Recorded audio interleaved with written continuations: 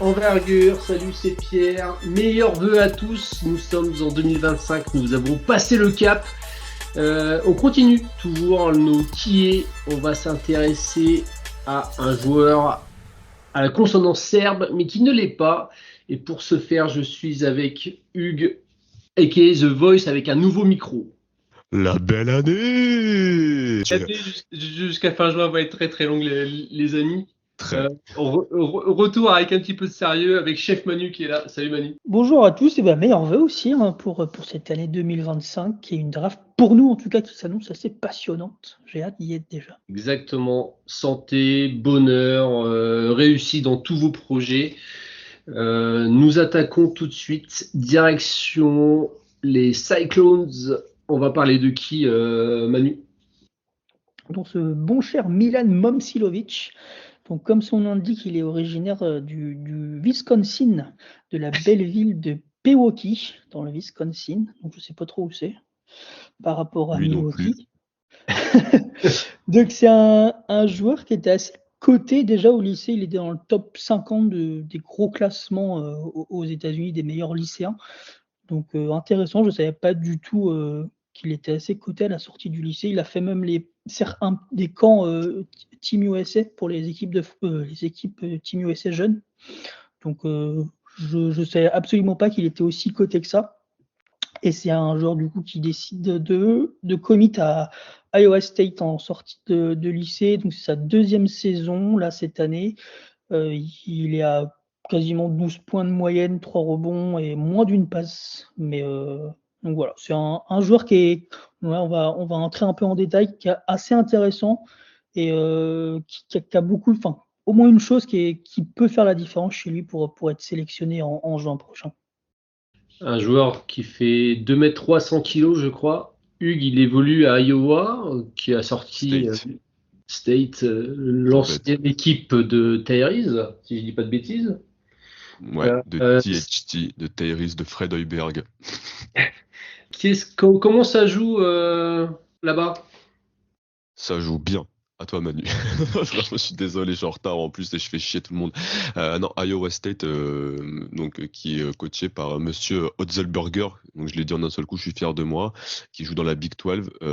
Très belle équipe collective où la balle circulait excellemment bien. Un peu plus l'an dernier. Ils ont à la baguette un bas court très impressionnant, notamment à la passe avec Tamin Lipsey, qui est une sorte de général qui ressemble un peu à du Montemoris qui lui aussi était à Iowa State avant, donc une tradition des meneurs de jeu avec Haliburton comme tu le disais. Il y a dans cette équipe Keyshawn Gilbert qui est un énorme croqueur qu'on n'aime pas trop avec Manu, et ils ont aussi Curtis Jones sur le bac court en sortie de banc qui est un score incroyable et qui est un des meilleurs sixième hommes de toute la NCAA. L'an dernier, Milan Momcilovic, il avait un rôle plus important dans cette équipe d'Iowa State, où il avait plus de création et plus de responsabilité. Cette année, il est un peu plus effacé. Et l'an dernier, ils avaient des intérieurs très athlétiques, besogneux. Et cette année, ils ont des intérieurs qui jouent un peu plus du poste, qui a un peu plus de possession en bas. Donc, on a Milan Momcilovic qui se retrouve beaucoup dans les corners et dans les sorties d'écran, où l'an dernier, on avait un peu d'initiation, notamment sur des pick and roll en fin de situation, et qui nous avait flashé dans l'œil dans sa saison freshman. Très bien pour le contexte. Je vais me tourner vers Manu. On va directement aller sur les points forts. Qu'est-ce qui saute au jeu quand on regarde évoluer ce garçon? C'est clairement le tir. C'est sa force principale et son ticket d'entrée pour le niveau supérieur, c'est clairement ça. Donc l'année dernière, il shoot à 36% à 3 points sur à peu près 5 tentatives. Cette année, ça a augmenté, c'est passé à 45% sur 5 tentatives. Donc c'est assez impressionnant. Après, donc voilà, c'est un tir qui est assez clean, honnêtement. La seule chose que moi je suis pas trop fan, c'est que c'est limité dans la diversité. C'est beaucoup de catch and shoot. La catch and shoot, il est vraiment impressionnant parce que je ne sais pas combien il est en que catch and shoot, mais ça doit être quasiment pas loin des 50%. C'est vraiment impressionnant. Maintenant, moi, je trouve qu'il lui manque de la diversité dans le tir pour être encore meilleur là-dedans. Parce que s'il ajoute rien que ça c'est ça qui va lui faire monter au classement et monter dans les minutes sur une équipe NBA, c'est clairement ça, je trouve. Donc, un point principal pour moi, le tir en soi. Après, il y a un petit peu de mi-distance, moins que l'année dernière, je trouve. Quand même, Hugues l'a rappelé, le contexte est un peu différent pour lui. Je trouve qu'il a moins le ballon, même si je regarde le usage percentage, il est identique par rapport à l'année dernière. Donc finalement, l'effet visuel est un peu différent. Mais donc, ajouter un petit peu ce mi-distance aussi, où là, il est un peu moins bon, où c'est un peu plus de création pour lui, surtout sur du catch and drive, où il arrive à battre le close-out et prendre le tir. Il a un peu aussi sur du poste, où il arrive à faire du one-leg jump shot. C'est pas Dirk encore, mais il y a le move qui est de plus en plus présent, et c'est un peu ça qui nous avait fait sauter c'est ça qui nous avait sauté aux yeux l'année dernière, surtout. On s'est dit, waouh, quand il le faisait au moins 4-5 fois par match en plus, sur moi, les matchs que j'avais vus. Donc, c'était, puis ça rentrait quasiment tout le temps. Donc, il y avait cette diversité, justement, que moi, je recherche et que j'attends. Là, cette année, c'est un peu moins ça. Donc, le tir pour Manu. Hugues, tu vas nous parler de quoi comme autre qualité, qui est peut-être moins obvious, justement? Bah ça va rejoindre un peu Manu. Il a commencé à l'effleurer. Je vais aller sur dribble pour taille. Parce qu'on a un garçon, on l'a dit, de 1m03, avec un corps qui n'est pas encore terminé. On va en parler plus tard dans les peut-être un peu plus points limitants, mais il paraît encore très tige, très allongé. Et on a un joueur qui, l'an dernier surtout, sur des fins de situation, réussissait à poser la balle au sol. Il avait un drive qui partait main faible, main gauche, un drive qui partait main droite. Il était capable, sur la main gauche, d'enchaîner avec un spin move, d'arrêter son geste, d'utiliser le footwork avec un bon pied d'appui, et il partait sur des situations post-bas, et notamment sur ce fade-away en one leg. Et donc, j'avais un joueur qui m'apportait plus de choses que du catch and shoot. On a beaucoup parlé de son efficacité catch and shoot, où il sort beaucoup des écrans avec des pin downs, donc des remontées depuis la ligne de fond. Il va rejaillir à 3 points pour déclencher. Mais si un joueur, vous le serrez trop, ou bien il peut si vous le remontez trop, vous closez trop, il peut vous feinter et poser la balle, et ensuite il a beaucoup plus d'options que ça, avec un passing aussi assez intéressant sur des flashs, hein, des petites passes au sol, des joueurs qu'il va trouver dans le dunking spot, etc. Donc je trouve que on parlait pour l'épisode de Caravane de connecteur. Si on voit moins de passing chez Milan Musilovic, on voit plus de diversité dans le dribble, et en évolution en 2, 3, 4 années, je pense qu'on peut vraiment avoir un profil NBA qui va apporter des points partout et qui va être un enfer à défendre sur des sorties d'écran, sur des remontées. La fois il nous parlait de Sam Hauser, voilà, et ce côté corps Sam Hauser, mais avec encore plus de potentialité dans la pose de dribble et dans la capacité à apporter sur du mi-distance près du panier, et puis sur de la passe et du renversement. Pour compléter ton point, Hugues, on peut aussi dire que c'est un garçon qui perd très très peu la balle aussi. Il a moins de 10% de turnover, donc ce qui est vraiment pas mal du tout. On va aller du coup sur les points un peu plus limitants. Manu, tu vas nous parler de quoi? Moi, ce qui me gêne clairement chez lui, c'est sa défense. Même si là, déjà à Iowa State, on sent que son coach et son coaching staff le libère un peu de cette pression défensive. Et il défend jamais sur les meilleurs joueurs. Il défend quasiment jamais sur un joueur qui va l'attaquer en porteur de balle. Et quand c'est le cas, il est tout de suite en point négatif pour son équipe, parce que lui, il se fait toujours prendre. La rotation des hanches est beaucoup trop lente. La réalité est pas incroyable non plus, ce qui lui, tout de suite, en fait, sur le premier dribble, il est déjà éliminé, en fait, et c'est terminé. Sa défense au périmètre est vraiment quasiment inexistante. Donc c'est un gros point faible, et ça, les équipes NBA, elles vont le voir tout de suite, et il y a clairement moyen que dès qu'il soit sur le terrain, il soit fixé, en fait, tout de suite, un peu comme les Austin Reeves aux Lakers, où tout de suite, quand il est sur le terrain, les adversaires l'attaquent et marquent quasiment tout le temps aussi. Moi, j'ai beaucoup peur de ça. En plus, c'est vraiment rotation et latéralité, c'est deux choses assez compliquées à travailler. ça se travaille, tout se travaille, mais là, c'est vraiment deux choses vraiment bien spécifiques.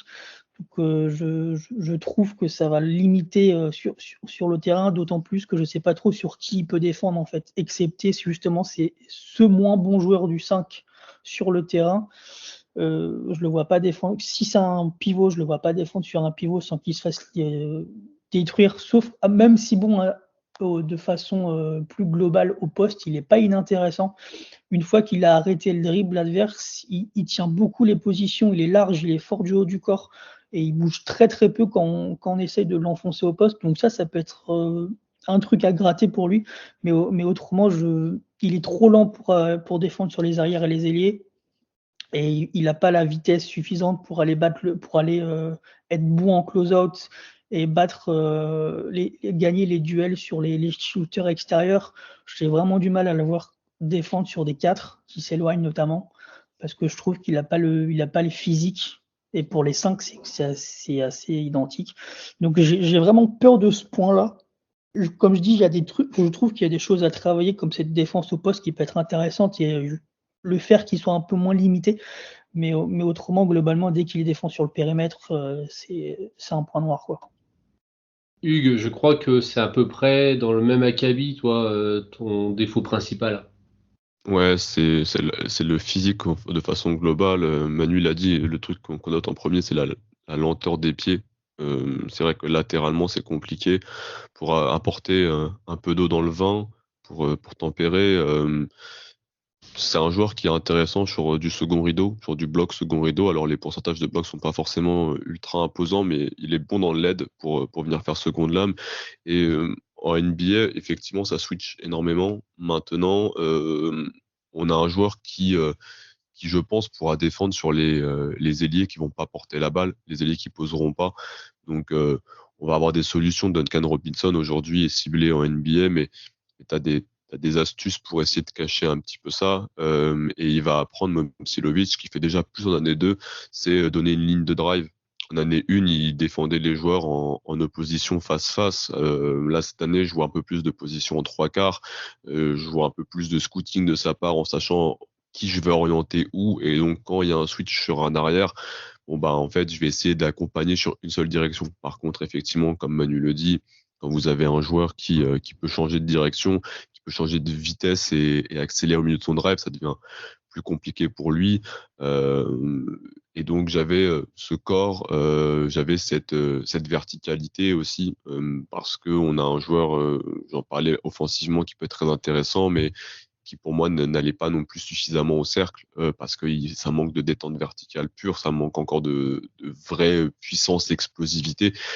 Donc ça reste un projet de développement corporel, parce que je sais que je n'aurai jamais un Uber athlète. Par contre, je vais, comme on parlait de Karaban la dernière fois, je vais renforcer au sol pour pouvoir ensuite être plus efficace sur plusieurs secteurs, et notamment au rebond, parce qu'au rebond, il fait le placement, il fait le backshot, il met le coude, il gêne vraiment bien, il lit bien la position, mais son manque de détente verticale et son manque encore de physicalité et de mobilité vont le gêner des fois pour choper la prise, et je le projette sur une sorte de poste 4, et donc je vais aller lui demander de participer au rebond, et donc ça va vraiment passer par un gain de musculature sur bas et haut du corps, même si, comme Manu le dit, le haut est déjà un peu en place.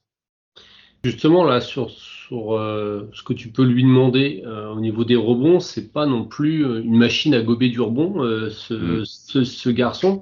Comment ça s'explique? Pour moi, le placement est bon. Vraiment, j'ai plusieurs clips là que j'aurais sous les yeux où il fait le backshot, mais c'est juste que y a des mecs qui lui sautent par-dessus, hein, c'est du saute-mouton.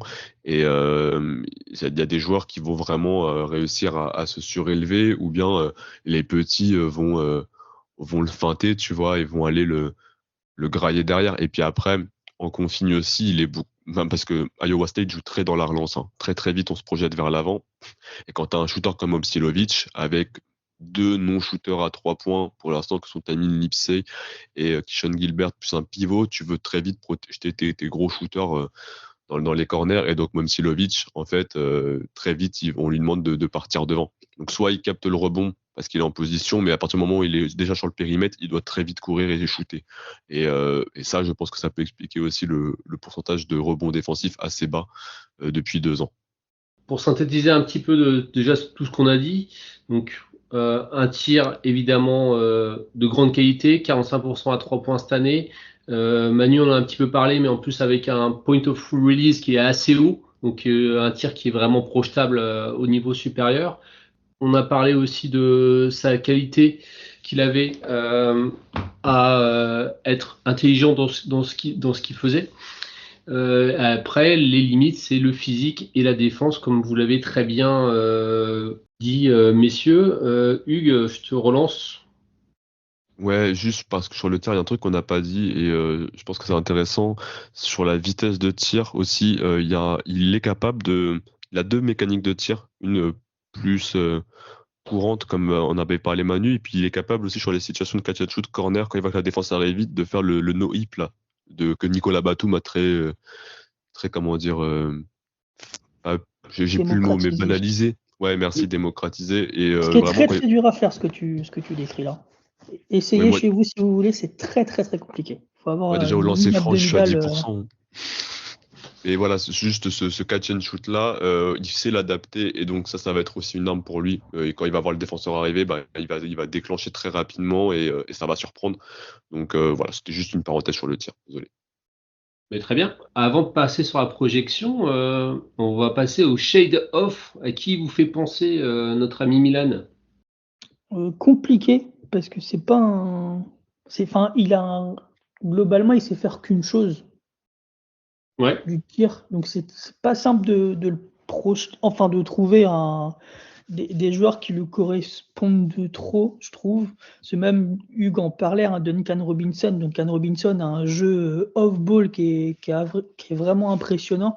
Moi, je trouve que Mamsilovic, au contraire, ne bouge que très peu en attaque, et ça le limite aussi encore un peu plus.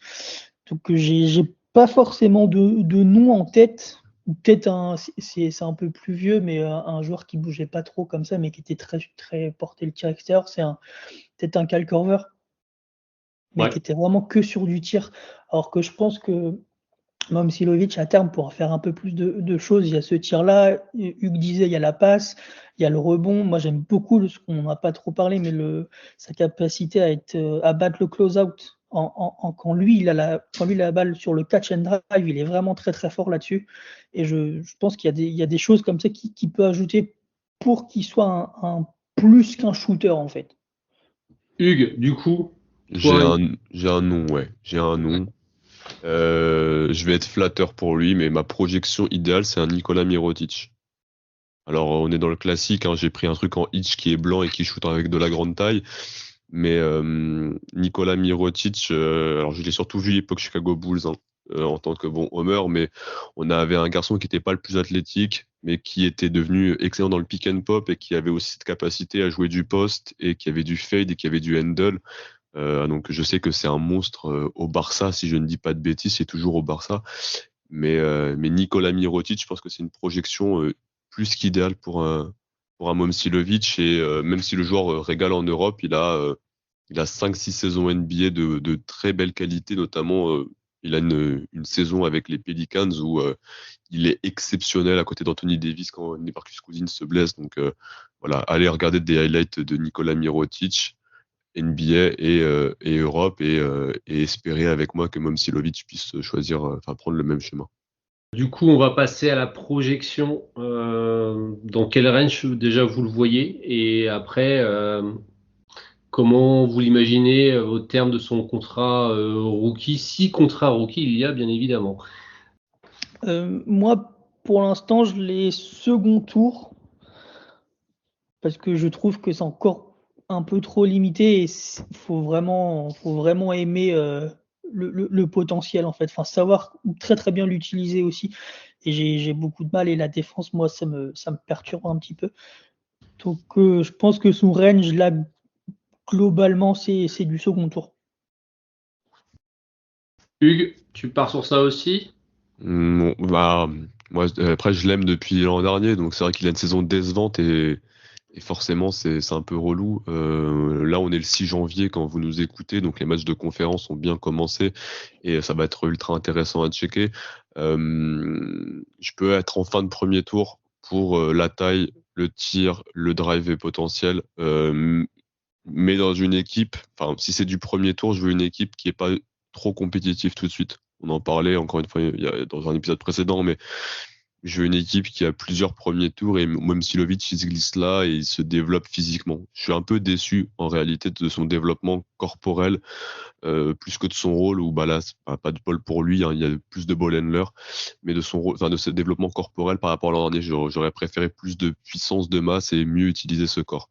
Donc voilà, fin de premier tour, mais plus probablement du second tour effectivement si on suit la même direction que début de saison. Est-ce que ça va pas être un petit peu le pic de ceux qui seront déçus de ne pas avoir pu drafter Caravan, Hugues? Ah, il y a moyen, hein, franchement, mais c'est pas déconnant, tu vois. Denver, parce qu'on cite toujours Denver du coup maintenant. Denver, il y a de ça. Après, il y a des équipes. Je vois un Julian Champagny et Justin Champagny, les deux Champagne. En plus, c'est dans le thème de Nouvel An. Ils étaient ultra lents des pieds. Ils étaient bons sur du poste. C'était des gros shooters tous les deux dans leur fac respective.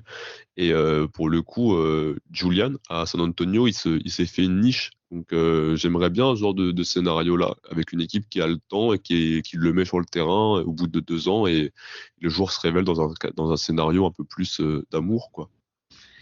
Eh bien écoute, c'est tout le mal qu'on va souhaiter à Milan Momcilovic, un nom à retenir. Nous, on va se quitter. Je vais vous demander, parce que j'oublie souvent de le faire, hein, le petit liker, partager, reposter sur les réseaux. Donnez-nous de l'amour aussi pour cette nouvelle année qui arrive. On a encore plein de prospects à voir, donc on va se retrouver évidemment très très vite. Et je vous dis à bientôt. Bye bye. Ciao, ciao, ciao!